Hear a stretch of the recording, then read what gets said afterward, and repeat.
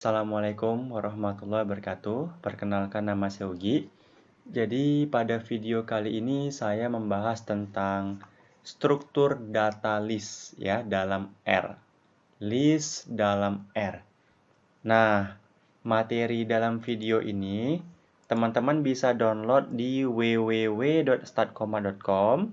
Teman-teman bisa download materinya ini, belajar bahasa pemrograman R. Teman-teman bisa download di sini. Free, gratis. Oke, itu dia. Nah, jadi dalam e-book tersebut kita akan membahas tentang list ya. List akan kita bahas. Nah, yang akan kita bahas ada 5 poin ya. Pertama, bagaimana kita membuat list. Kemudian, bagaimana cara mengakses nama anggota list, mengakses jumlah anggota list, akses anggota list, sama fungsi regresi linear LM. Nanti akan saya peragakan. Dia mengembalikan list. Nah, teman-teman, list ini struktur data yang sangat penting, wajib diketahui dalam R. Teman-teman, untuk menguasai R, menurut saya ada 4 struktur data yang perlu teman-teman dalami. Ya, yang pertama, teman-teman harus memahami struktur data vektor. Teman-teman harus paham benar apa itu struktur data vektor. Vektor itu apa, fungsi-fungsinya apa aja. Kemudian teman-teman harus paham struktur data list yang akan kita bahas. Kemudian struktur data matriks dan struktur data frame. Nah, jika teman-teman sudah menguasai 4 struktur data ini, teman-teman akan sangat mudah dalam mempelajari R. Teman-teman akan sangat mudah untuk menganalisis data dengan R.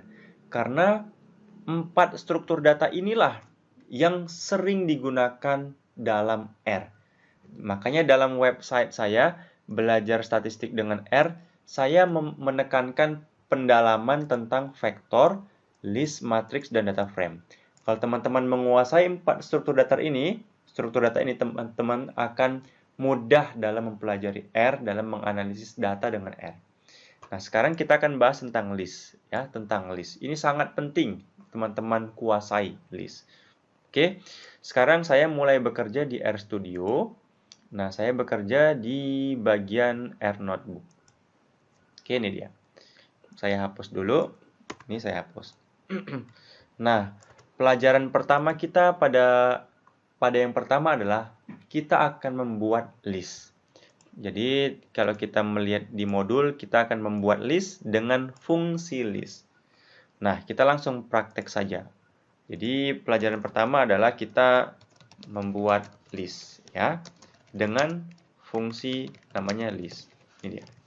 Nah, jadi teman-teman, pertama kita membuat vektor terlebih dahulu. Jadi list ini kita bisa artikan list adalah gabungan dari vektor. Nah, bisa kita katakan list ini merupakan gabungan dari vektor. Vektor, teman-teman, sudah saya bahas pada video sebelumnya. Jadi teman-teman kalau belum belajar tentang vektor, teman-teman bisa belajar tentang vektor terlebih dahulu. Karena struktur data yang paling sederhana itu vektor.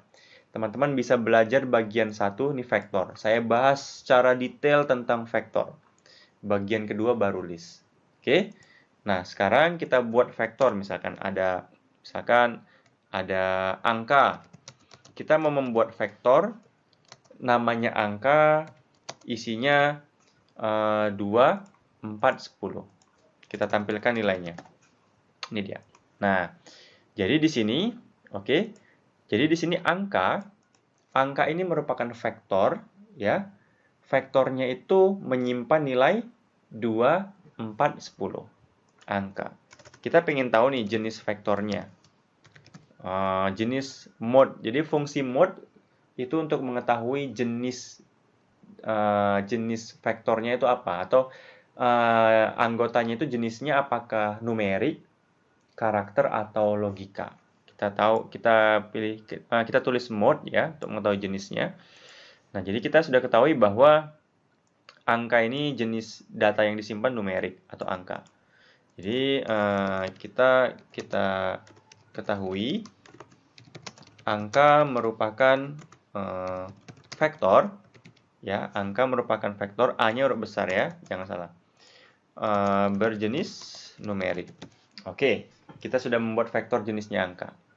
Kemudian kita membuat vektor misalkan buah. Oke, sekarang buah ini isinya karakter ya.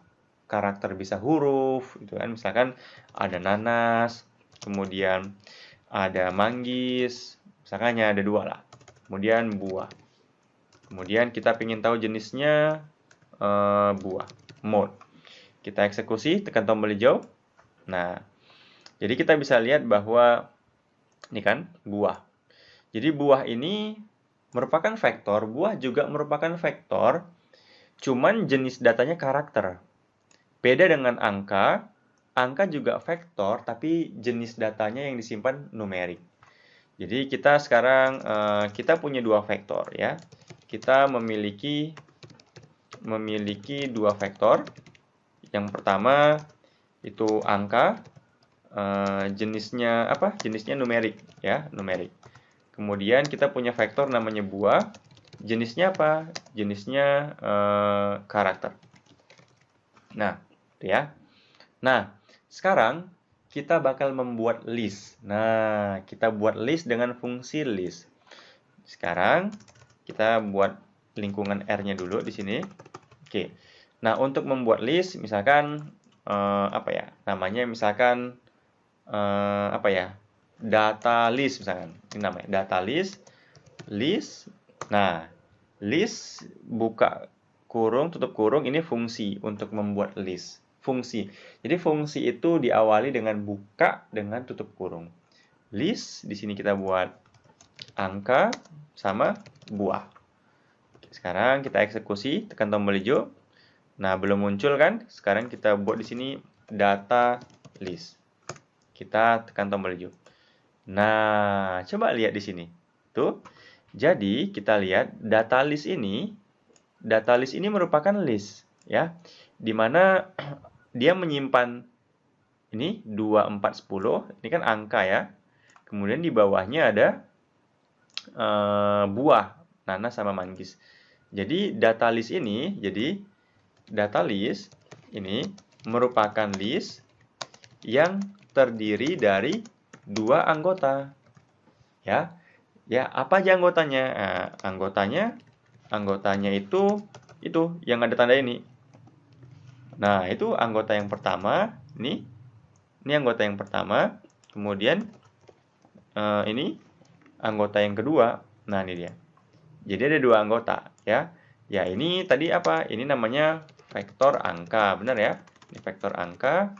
Kemudian yang ini vektor buah.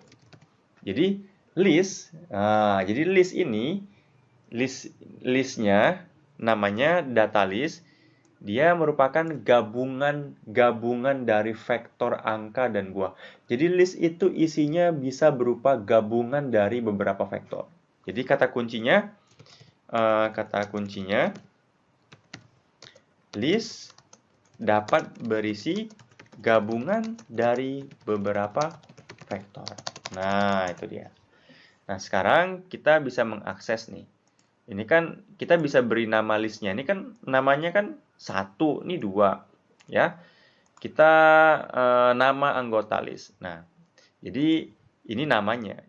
Oke, misalkan nih kita mau mengakses anggota listnya misalkan. Oke, kita coba di sini. Tadi kan kita punya data list ya.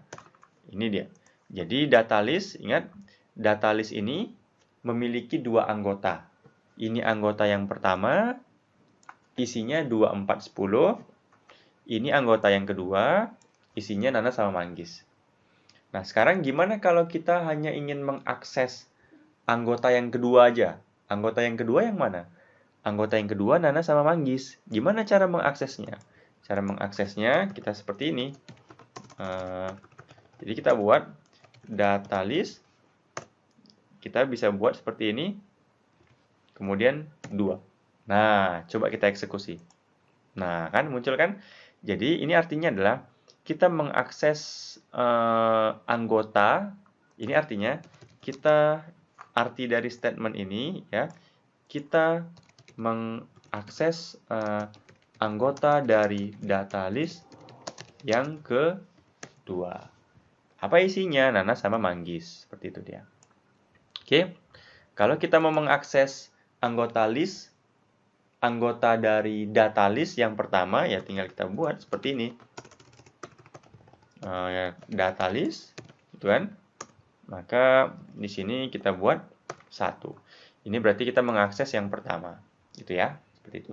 Nah, biasanya suatu list itu dia punya nama. Dia punya nama. Jadi ini kata kuncinya. Biasanya suatu anggota suatu list itu punya nama. Nah, nama. Kita pengen tahu nih nama-namanya siapa aja. Oke, misalkan kita bisa sekarang kita masuk ke apa ya? Nama sudah. Tadi kita sudah mengakses anggotanya ya. Kita sudah mengakses anggotanya. Kalau mau mengakses namanya, misalkan gini. Names, kita gunakan fungsi names. Kita gunakan fungsi names. Kemudian di sini kita buat data list. Nah, artinya names data list, kita ingin mengetahui nama-nama dari anggota data list. Coba kita eksekusi. Nggak ada. Oh, ternyata nggak ada namanya gitu. Belum ada namanya. Kita bisa beri nama misalkan. Oke, jadi kita bisa beri nama. Misalkan seperti ini ya. Misalkan kita lihat ke modul dulu. Di bagian yang ini untuk memberi nama, kita mengetahui jumlah anggota. Nah, di sini untuk mengetahui jumlah anggota list, di sini kan jumlah anggotanya ada 2 ya. Data list ini ada 2 anggota. Ini anggota yang pertama, ini anggota yang kedua. Kita bisa mengetahui dengan fungsi length. Di sini kita buat length, fungsinya length dari data list. Nah, maka kita lihat hasilnya. Nah, 2. Nih. Jadi anggota dari data list ada 2, ya, length. Gunakan fungsi length untuk mengetahui jumlah anggota dari suatu list. Gitu ya. Nah, ternyata tadi kita gunakan fungsi names nggak ada namanya gitu. Kita bisa beri nama gitu. Misalkan seperti ini ya. Ini kita sudah mengetahui mengakses anggota list sudah seperti ini. Tunggu ya, kita mau memberi nama. Beri nama anggota list. Oke, seperti ini. Names Oke. Nah, kita lihat tadi. Kita lihat kita balik ke data list tadi. Pada data list tadi, data list ini kan dia ada 2 anggota ya. Ini anggota yang pertama, isinya itu angka ya, vektor angka 2, 4, 10. Ini anggota yang kedua, isinya nanas manggis. Kita mau memberi nama anggotanya. Jadi tidak lagi namanya 1, tapi kita ingin memberi nama menjadi angka. Nah, bukan 1. Caranya gimana? Kita buat aja di sini. Kita buat yang baru misalkan. Di sini kita buat names dari data list. Pada yang pertama kita akan beri nama angka. Nah, ini maksudnya. Ini perintah R ini maksudnya adalah kita memberi nama anggota yang pertama. Ini 1 ini maksudnya anggota yang pertama ya, anggota yang pertama kita beri nama atau C1 juga boleh dengan nama angka. Jadi nanti jadi nggak muncul seperti ini lagi, tapi langsung angka. Coba kita eksekusi. Sekarang kita buat di sini data list. Oke, data list. Maka sekarang kita eksekusi. Nah, sekarang sudah angka. Nah, jadi bukan lagi 1 seperti ini. Sekarang dia punya namanya angka. Jadi data list ini punya 2 anggota. Yang pertama namanya angka, yang kedua belum ada nama. Sekarang kita beri nama. Namanya buah. Oke, kita buat di bawahnya misalnya. Kita buat di sini names data list, gitu kan? Kemudian di sini C berapa? 2 ya. Di sini namanya apa? Mau kita beri nama buah. Ya, kita eksekusi. Oke, sekarang kita tampilkan anggota dari data list-nya. Kita eksekusi. Nah, sekarang data list punya 2 anggota. Anggota yang pertama, jadi data list merupakan list yang memiliki 2 anggota. Yang pertama, apa anggotanya? Yang pertama, angka. Anggota yang kedua adalah buah. Seperti itu dia. Nah, sekarang, jadi ini dia punya nama. Nama anggotanya angka sama buah. Jadi, misalkan kita bisa gunakan fungsi names sekarang. Fungsi names, ya. Fungsi names dari data list. Apa sih kegunaan dari perintah ini? Maksudnya, kita ingin mengetahui nama-nama anggota list dari data list. Coba kita eksekusi. Nah, oh ternyata data list, oh di sini, oh ternyata data list memiliki dua anggota masing-masing bernama angka dan buah. Seperti itu dia. Paham ya, names. Jadi mesti dihafal mati nih. Mesti dihafal mati. Nah, fungsi names kegunaannya apa? Ini untuk memberi namanya seperti itu. Nah, kalau kita sudah mengetahui nama dari anggota listnya, kita bisa mengakses langsung melalui namanya. Contoh seperti ini. Kan kita sudah tahu, data list mempunyai dua anggota. Ya, anggota yang pertama angka, anggota yang kedua buah. Jadi kita bisa mengakses langsung seperti ini. Di sini, ya udah di sini buat data list. Kita bisa buat di sini apa namanya? Angka. Coba, apa hasilnya? Nah, langsung dia muncul. Jadi kita mencoba mengakses anggota data list namanya angka. Ya, muncullah 2410. Kemudian ya, misalkan kita buat lagi data list, kita mau mengakses anggota yang namanya buah. Kita eksekusi. Nah, muncul dia seperti ini dia. Jadi, ini nama listnya, ya, data list, kemudian mengakses anggotanya buah. Seperti itu. Sampai sini paham ya?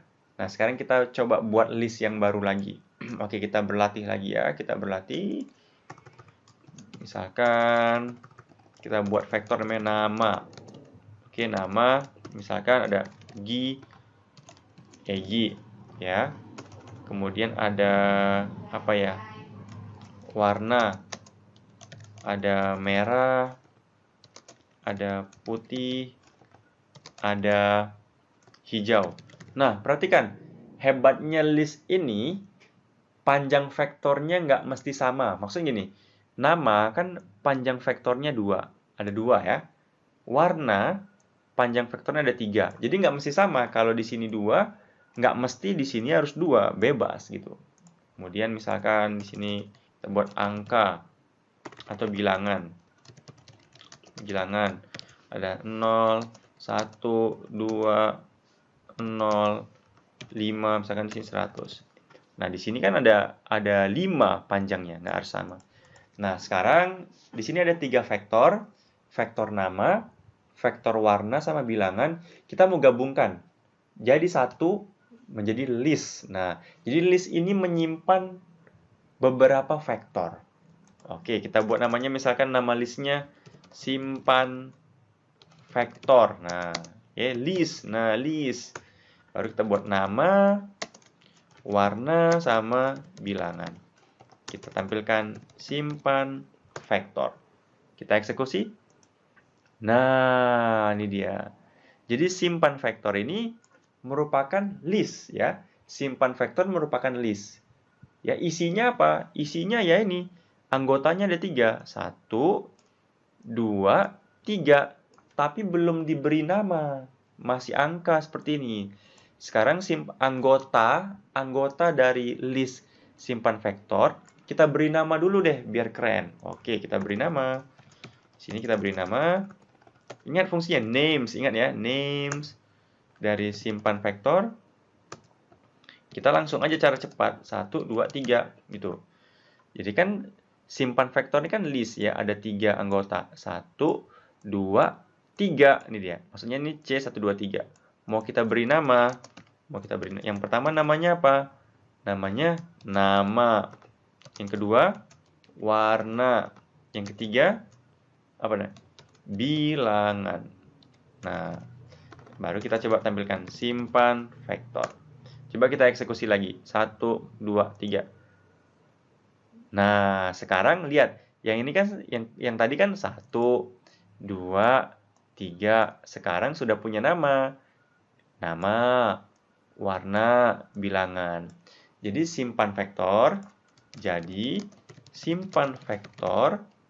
Ada garis bawah ya. Simpan vektor merupakan list ya yang terdiri dari 3 anggota masing-masing dengan nama. Yang pertama itu nama, yang kedua warna, dan yang ketiga bilangan. Untuk mengetahui namanya gimana? Kita gunakan fungsi names. Ingat yang tadi, fungsi names dari apa? Simpan vektor. Ini untuk mengetahui nama-namanya. Nah, itu dia. Jadi simpan vektor ini merupakan list yang terdiri dari 3 anggota. Ini anggota pertama, anggota kedua, anggota ketiga. Masing-masing dengan nama, warna, sama bilangan. Jadi kalau kita mau mengakses anggotanya ya mudah aja. Buat aja di sini simpan vektor. Kita mau mengakses siapa? Warna. Maka akan muncul warnanya seperti ini. Nah, kan warna. Simpan vektor, kita mau mengakses yang bilangannya aja deh. Oke, seperti ini. Nah, seperti itu ya. Mudah kan? Mudah. Gimana kalau simpan vektor? Kita mau mengakses nama sama bilangan. Jadi kita buat di sini nama, kita buat di sini satu lagi bilangan. Sini bilangan. Artinya kita mau mengakses anggota list dari simpan vektor untuk nama sama bilangan. Coba. Nah, jadi yang muncul nama sama bilangan aja. Seperti itu dia. Oke. Nah, sekarang kita coba ya. Kita coba menggunakan fungsi regresi. Kita masuk ke poin yang ini. Fungsi regresi linier LM mengembalikan list. Oke, kita pakai fungsi regresi coba. Kita mau melakukan regresi. Oke, regresi. Kita coba melakukan regresi.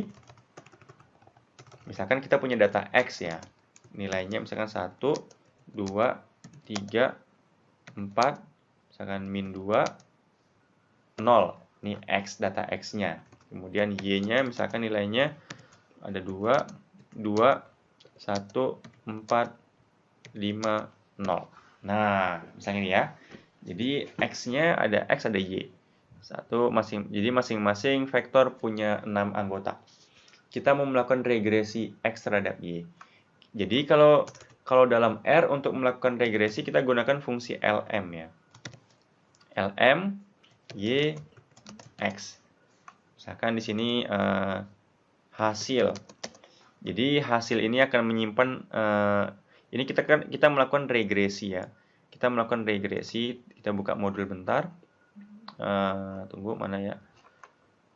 Nah, oke. Ini ya. Jadi ini hasil regresi. Hasil regresi itu oke, pas. Jadi di sini kita melakukan regresi X terhadap Y. Ya, kalau kita eksekusi 1, 2, 3. Nah, belum muncul kan? Coba kita buat sini. Hasil regresi. Kita eksekusi. Nah, ini hasilnya seperti ini. Ya. Nah, hasil regresi. Nah, untuk mengetahui jenis data, gunakan fungsi mode. Ya, mode. Ingat. Gini. Apa sih kegunaan mode? Untuk mengetahui misalkan mode dari simpan vektor. Apa isinya? List. Nah, jadi fungsi mode perlu dihafal ya. Fungsi mode ini untuk mengetahui jenis atau struktur datanya. Jadi kita ketahui bahwa simpan vektor ini merupakan list ya. Nah, kalau dia list biasanya ada anggota. Ingat, kalau dia list biasanya dia punya anggota ke-1, ke-2 dan masing-masing anggota punya nama. Nah, sekarang ini kan kita melakukan regresi X terhadap Y dengan fungsi LM. Kemudian hasilnya disimpan dalam hasil regresi. Nah, kita ingin tahu hasil regresi ini jenis struktur datanya apa. Maka kita gunakan coba mode dari hasil regresi. Nah, list ternyata ternyata hasil regresi ini merupakan list. Kalau list, pasti dia punya anggota. Dia punya anggota. Anggotanya itu punya nama. Nah, kita ingin tahu nama-namanya apa aja. Oke, kita ingin tahu nama-namanya, tinggal kita buat di sini names. Names dari hasil regresi. Coba kita eksekusi. Nah, tuh lihat.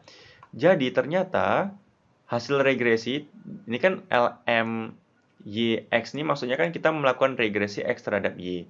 Hasilnya kemudian disimpan ke dalam hasil regresi. Kemudian hasil regresi kita pengen tahu nih jenisnya apa, struktur datanya apa. Nah, itu paling penting. Jadi kalau kita menggunakan fungsi di R, ini kan fungsi. Kita harus tahu dulu hasil dari fungsi itu apa, struktur datanya. Gunakan fungsi mode. Ternyata kita ketahui hasil regresi ini jenisnya merupakan list. Kalau dia list, kita harus tahu anggotanya apa-apa aja, nama-namanya apa aja. Kita gunakan fungsi names. Nah, names. Ternyata kita tahu, oh ternyata anggota dari listnya itu, dari hasil regresi ada koefisien, ada residual, ada efek, ada rank, ada fitted. Nah, jadi kita sekarang bisa mengakses di sini. Misalkan kita mau mengakses koefisiennya. Jadi, tinggal kita buat hasil dari regresi, kita dolar, namanya apa? Koefisien. Nah, sekarang kita eksekusi. Kita buat di bawahnya aja deh biar mudah. Oke, di sini kita buat hasil regresi. Kita buat di sini namanya misalkan koefisien. Artinya kita mengakses hasil regresi kan list tadi, list kan? Kita mengakses anggota list dari hasil regresi, nama anggotanya koefisien. Coba kita eksekusi. Nah, itu dapat dia kan? Nah, ini dia. Misalkan kita mau mengakses yang lain nih, mau mengakses nilai apa? Residual. Kita buat deh residual. Kita eksekusi. Nah, ini nilai residualnya. Nah, kita mau menghasilkan fitted values misalkan. Oke, tinggal kita ganti di sini. Fitted values. Maka muncul. Nah, atau cara lainnya gimana cara ngaksesnya? Bisa. Dengan cara seperti ini juga bisa. Koefisien. Kita eksekusi. Nah, muncul juga. Jadi ada banyak cara, bisa pakai dolar seperti tadi, bisa menggunakan cara seperti ini. Kita menghasilkan misalkan residual. Oke, bisa juga. Tapi mungkin lebih praktis kalau pakai dolar ya, karena sudah ada. Misalkan model. Yang ini ya, model. Nah, jadi ini merupakan jadi ada berapa anggota listnya? Anggota list dari hasil regresi ini ada 1, 2, 3, 4, 5, 6, 7, 8, 9, 10, 11, 12. Jadi ada 12 anggota list ya. Jadi hasil regresi itu yang ini ya. Jadi hasil regresi itu merupakan list ya. Dari mana kita tahu list? Kita gunakan fungsi mode tadi. Mode hasil regresi dia list. Merupakan list yang terdiri dari 12 anggota. Dan kita bisa aja gunakan fungsi length untuk mengetahui anggotanya. Kita buat aja length dari hasil regresi. Maka jawabannya 12. Nah, ada 12 anggota. Nah, kita bisa menggunakan fungsi summary biasanya. Jadi kan hasil regresi, misalkan kita lanjut lagi nih di sini. Ringkasan hasil regresi. Kita buat summary. Fungsi summary biasanya fungsi summary ini untuk meringkas hasil regresi. Nah, kita lihat ringkasan hasil regresi. Kita eksekusi. Tuh, 2, 3. Nah, itu dia. Jadi di sini, nah sekarang kita pengen tahu nih, ringkasan hasil regresi ini jenisnya apa. Oke, kita bisa gunakan fungsi mode untuk mengetahui jenisnya. Jadi penting sekali kita gunakan fungsi mode, ya sangat penting. Mode dari ringkasan hasil regresi untuk mengetahui jenisnya apa nih. ternyata dia list. Nah, ternyata dia list. Nah, kalau dia list, kemudian kita pengen tahu anggota-anggotanya apa aja. Ketahui jenisnya apa, gunakan mode. Kalau dia list, tampilkan nama-nama anggotanya. Oke, kita tampilkan. Jadi di sini kita buat names dari ringkasan hasil regresi. Nama-namanya apa aja? Nah, ada residua, ada koefisien, ada R square, ada adjusted R square. Jadi tinggal kita akses nih sekarang anggotanya. Oke, kita akses. Sekarang kita akses ringkasan hasil regresi. Mau mengakses yang mana dulu nih? Koefisien boleh. Oke, maka muncul hasilnya. Nah, ini dia. Ini ada estimate-nya, ada standard error, ada statistik T. Misalkan mau akses yang mana lagi nih? Dari ringkasan hasil regresi. Oh, uji F nih, F statistik. Oke, F statistik. Kita eksekusi. Nah, ini dia. Ini nilai statistik F-nya nih muncul kan. Mau nampilkan apa lagi? R square-nya deh. Mana R square-nya nih? R titik square. R titik square. Oke, kita akses. Nah, ini dia. Oke, kira-kira seperti itulah dia. Jadi teman-teman, kesimpulan ya, kesimpulan, struktur data list sangat penting dikuasai, ya, karena fungsi-fungsi dalam R seringkali mengembalikan hasil berupa list. Nah, ini. Jadi fungsi-fungsi dalam R itu seringkali mengembalikan hasil berupa list. Contoh yang tadi, fungsi regresi dalam R tadi kan, LM.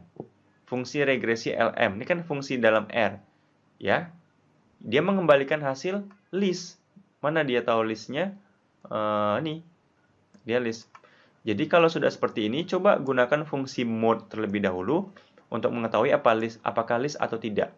Kalau dia list, kemudian gunakan fungsi names untuk mengetahui anggota-anggotanya. Ini anggotanya. Kemudian baru kita bisa akses masing-masing anggotanya. Seperti itu dia. Jadi fungsi-fungsi dalam R seringkali mengembalikan hasil berupa list, ya. Kalau dia list untuk mengetahui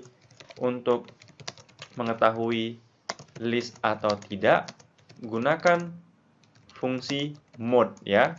Jadi fungsi mode ini untuk mengetahui apakah dia list atau tidak. Kalau dia list, maka gunakan fungsi names untuk mengetahui nama-nama dari anggota listnya. Seperti tadi, mana ya? Ini dia. Names ya, names dari hasil regresi. Kita ketahui nama-namanya. Jadi kita bisa mengakses output-outputnya dengan mengakses namanya. Oke, demikianlah penjelasan saya tentang list. Mohon dipahami karena ini sangat penting list. Semoga bermanfaat. Assalamualaikum warahmatullahi wabarakatuh.